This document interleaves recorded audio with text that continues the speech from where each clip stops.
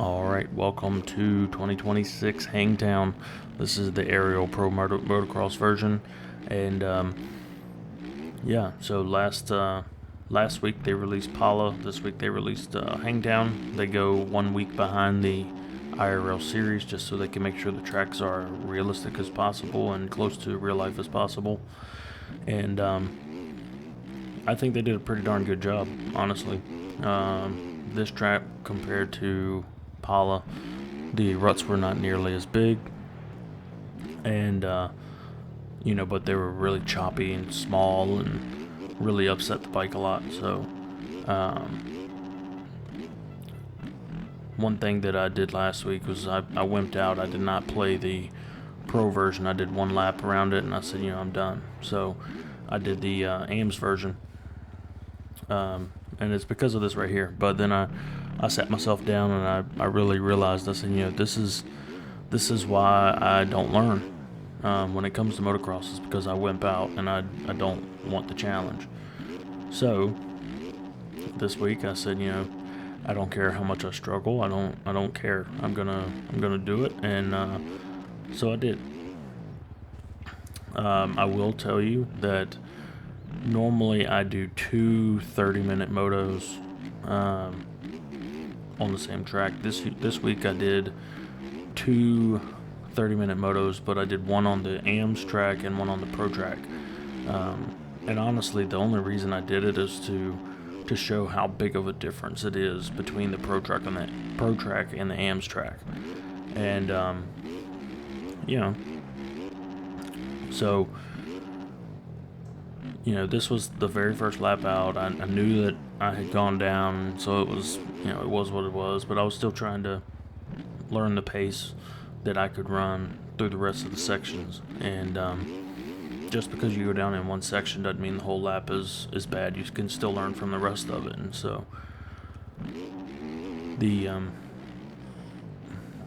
final corner here, I go into the next lap, which is the next fastest lap that I did. And I believe this was not the second, but this is the third lap I did in the moto.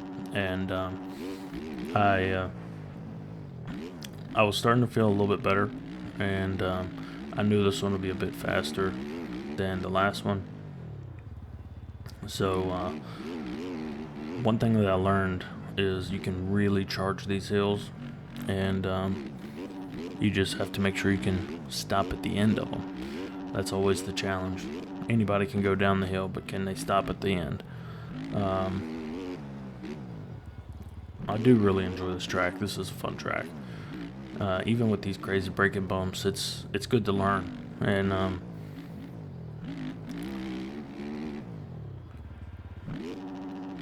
this land through here is always fun to try and stretch the quad, but with the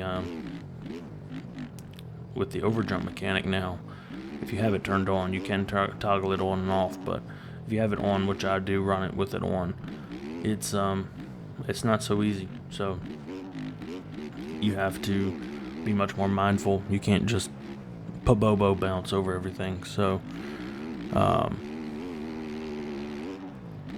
really high speed stuff. I really enjoy that about motocross, is you have a lot of high speed jumps and big ski jumps, big triples, things like that. I do enjoy that. So this right here, that step up, it's one of those jumps that you take for granted, but if you get it right, it is just so satisfying. This downhill section, braking bumps scare me in this game, man. They really do. And I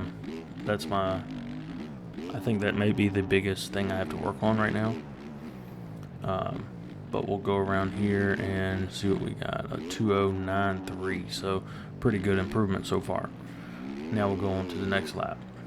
This is actually the right after that, and this is the fastest lap I did during the entire moto. And I just cleaned up a couple things, and was in a little bit of a groove, but I have found typically that, at least on motocross, it seems like it's opposite on supercross, but on motocross, my fastest laps are early in the motos. I think it's maybe I have more weight in the bike with more fuel, and so it maybe helps to keep it planted a little bit.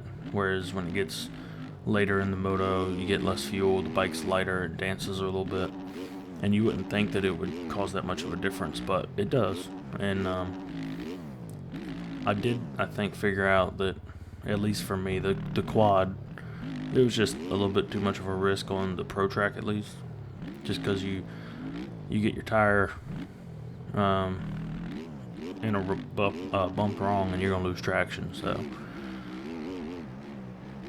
boom down the hill and hold it wide open, big 55 mile an hour over that jump into this.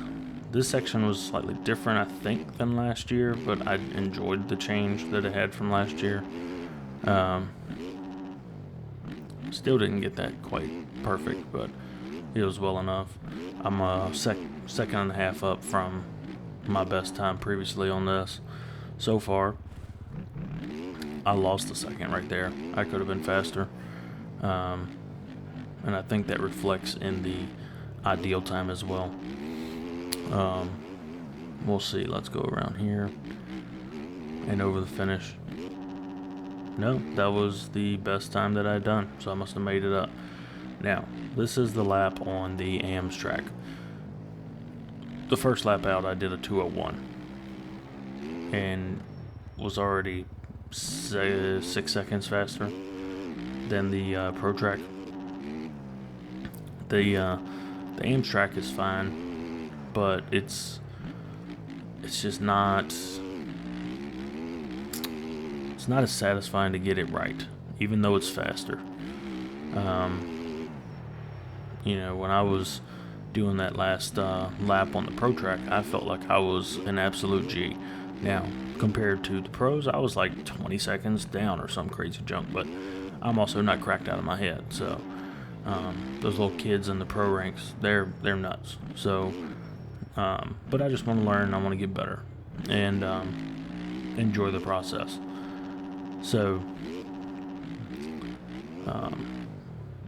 crazy enough, I actually had a better drive out of that corner in the pro version than I did the AMS version.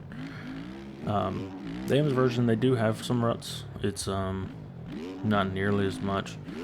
That was definitely the way to go. That's what they were doing IRL as well. And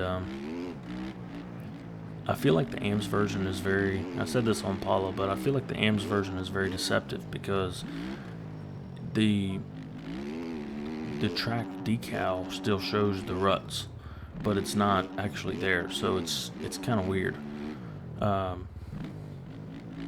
That was pretty satisfying. Back down the hill, and this right here is completely baby bottom smooth, and yes, I got through that really quick, but it's just not as satisfying.